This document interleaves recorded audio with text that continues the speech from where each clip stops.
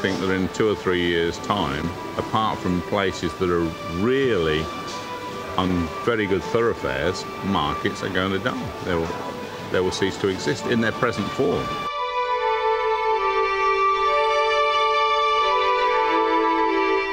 Oh, it's a great place. It's a great place to work because everything happens down here. You know, it's right in the middle of town, so there's no, you know, there's always something going on. You know, and there's plenty of life and always loads of people coming through.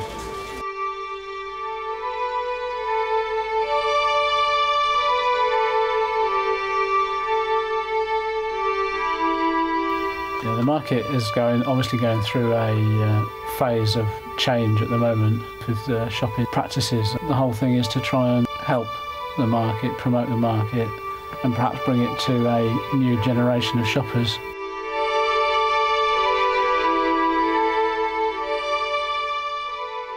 In November 1940, after the Blitz, Coventry was a devastated city. However, a group of architects and planners, led by Donald Gibson, was already at work long before the end of the war. Some permanent buildings began to spring up in the city centre during the 1950s. One of these was a large retail market designed on a circular plan and with a car park on top. This is a very simple, straightforward, no-frills building, highly suitable for a covered market.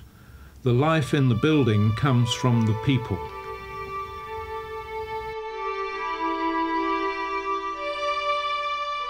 I've been on off since I'm 10 years of age. I started off with a Saturday job, so I've been doing it for 30 years. My father's had the store for the last 40 years, and he's worked in the markets previous to this one.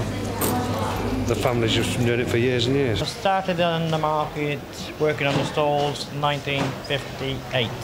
I worked on Johnson's stall and I worked there for 20 odd years. I've been in the market now around 30 years. It's a family business. I'm the third generation. My grandfather started it, and that was back in the early 20s. I married into the family. The family have been in the market for this market and the two previous markets. My mother-in-law is 76 and she's still working with us. It's an all-family concern, husband and wife, mother-in-law, father-in-law. Oh, that's when I was 11 years old. My mother brought me in shopping actually one Saturday, and she lost me. They rang the bell, she never came back. Been here ever since.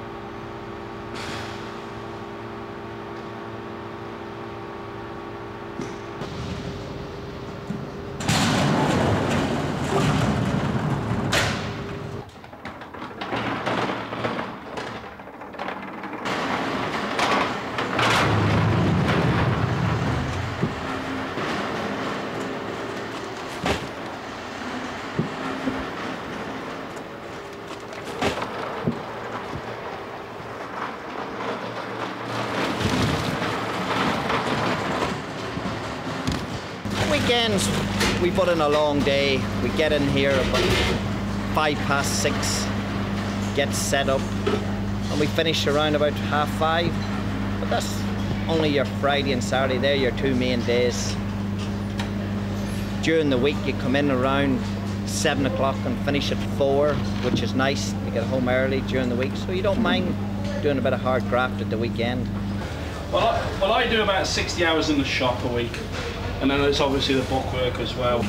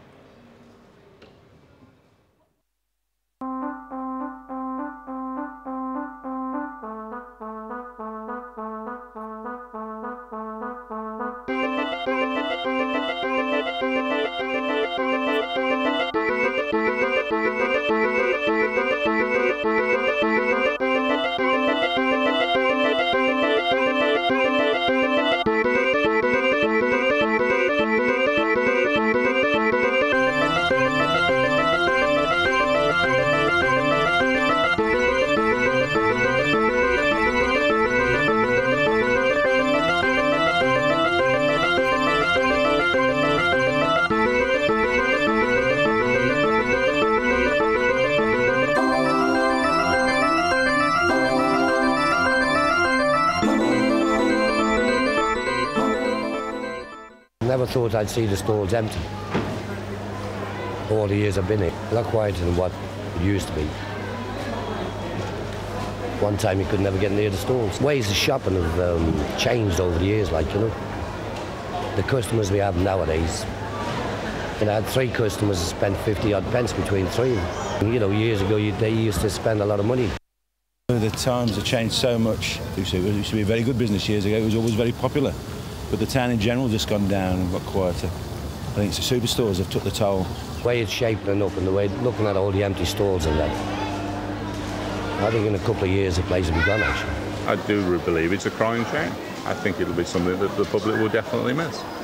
And it'd be no good getting up in arms when the place closes, because it'll be too late then. They should have utilised it while it was open.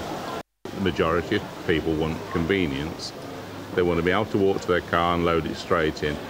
They don't want the hassle of carrying stuff. And I think people who shop Saturdays, particularly, come into the city centres only to carry non-perishable goods. They don't come food shopping. Supermarkets, I think, for fruit and veg, they overcharge. They really do. I think it's disgusting, some of the prices that they charge. I wouldn't touch their greengrocery and all that.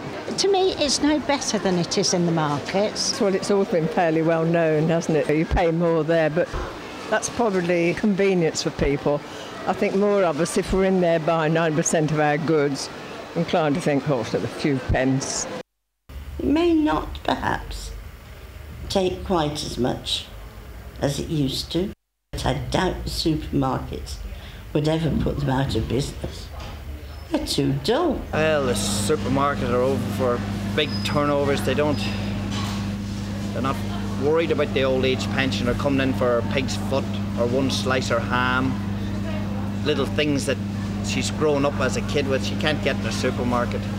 It saddens me that most people that use the fruit and veg tend to be sort of middle-aged to old. I don't know many young people that use them. The youngsters haven't the market mentality of shopping, you know, and when they come to the market, they haven't the respect for the marketplace. Lots of young people buy their food on plastic, don't they? And so they get it with their supermarket goods and pay for it next month. With credit cards in the market, it's not used. It's the trade, really. I mean, you're not going to use a credit card if you're only going to spend a couple of quid anyway. The market's trade has changed because of the Sunday trading. You don't see people on a Friday afternoon now, or a Monday. They come in on a Sunday and that's it. I mean, to sustain a market stall, you have to do volume. And we're just not getting the footfall into markets now to do that sort of volume. The fruit and veg is like the heart of the market. If it's not there, it's noticeable. If there's a day when they can't get produce from the wholesalers because it's after a bank holiday or something, it can almost kill the market. I think a lot of people have seen this market as being very dominated by fruit and veg and clothes, and that's about it.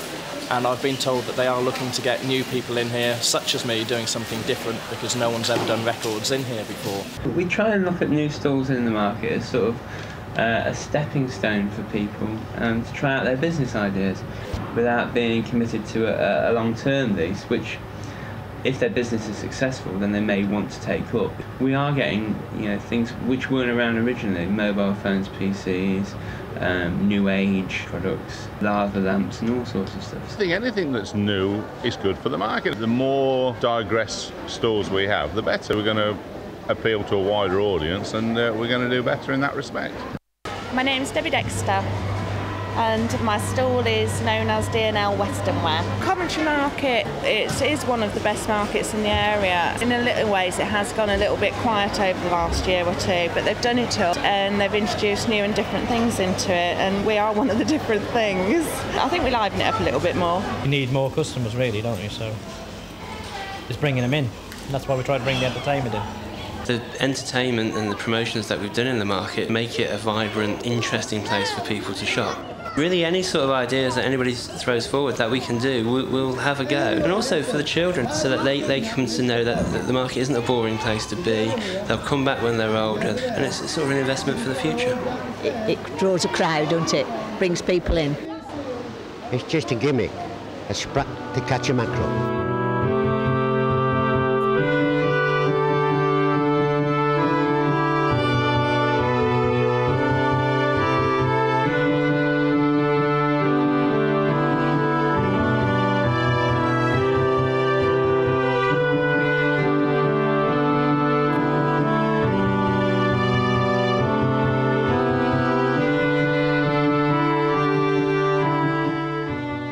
Welcome to the 40th anniversary of the only circular retail market in England, folks. As the 40th and with the refurbishment all coming together at the same time, we decided to make a real big push for it this time.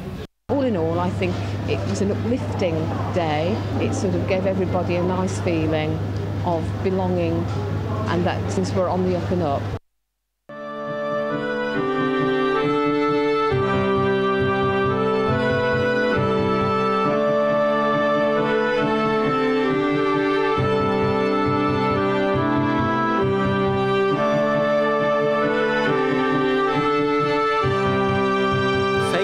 Of the market's redevelopment was really to enhance the internal cosmetics of the building.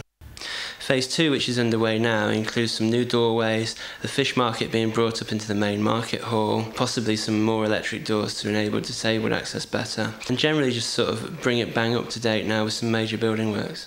We're going to put an arcade through from the lower precinct, completely covered with a direct access into the market. This will help the flow of people from the centre of town through the market and back out. The developers see the market as a mainstay of their development. If they're going to do what they've said, it'll be a great thing for the market. It has caused some disruption and it will cause more disruption, but at the end of the day the benefits of Phase 2 will far outweigh any of the upset and turmoil that's there at the moment. Well, there's some changes outside, you know, like the roundabout going. It's been there for quite a while, you know, about 40 years, and I think the kids used to like that. I know my two did, other children did and all. The roundabout has been taken down to make way for a larger service area. It was just impossible to site the roundabout within the market during the refurbishment.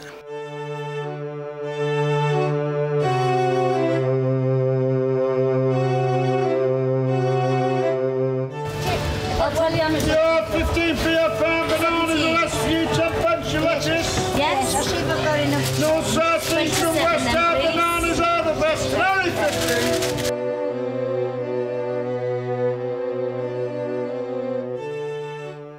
Well, the way things are going now, I think with this new enterprise and the way they're going to do things up and it's going to be run better, I think it'll do well. And it's a pity to lose such a place like this, especially this one, the round market, it's the best in Europe. It's to be 24 hours shopping. And that's the way it'll go. The market will stay that long, we don't know. But it's, you know, it's ticking over just nicely. Markets will still be relevant in the next millennium purely because markets evolve. Stalls that are here, some of them will go, others will come in to replace those stalls. Last few grapes now, 25 a pound.